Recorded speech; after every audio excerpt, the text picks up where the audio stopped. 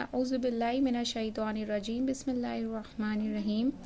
حضرت عبادہ بن صامت رضی اللہ تعالیٰ عنہ روایت کرتے ہیں کہ رسول اللہ صلی اللہ علیہ وسلم نے صحابہ کی ایک جماعت سے جو آپ کے گرد بیٹھی تھی مخاطب ہو کر فرمایا، مجھ سے اس پر بعید کر لو، اللہ تعالیٰ کے ساتھ کسی کو شریک نہیں کرو گے، چوری نہیں کرو گے، زنا نہیں کرو گے، فقر کے ڈر سے اپنی اولاد کو قتل نہیں کرو گے، جان بوجھ کر کسی پر بہتان نہیں لگاؤ گے اور شرعی احکامات میں نافرمانی نہیں کرو گے۔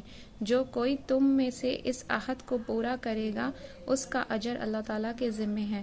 جو شخص شرک کے علاوہ ان میں سے کسی گناہ میں مبتلا ہو جائے اور پھر دنیا میں اس کو اس گناہ کی سزا بھی مل جائے، جیسے حد وغیرہ جاری ہو جائے، تو وہ سزا اس کے گناہ کے لیے کفارہ ہو جائے گی۔ اگر اللہ تعالیٰ نے ان میں سے کسی گناہ کی پردہ پوشی فرمائی اور دنیا میں اسے سزا نہ ملی تو اس کا معاملہ اللہ تعالیٰ کی مرضی پر ہے، چاہے وہ اپنے فضل سے کرم سے آخرت میں بھی درگزر فرمائیں گے اور چاہے تو عذاب دیں۔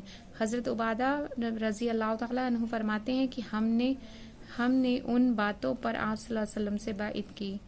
سبحان اللہ۔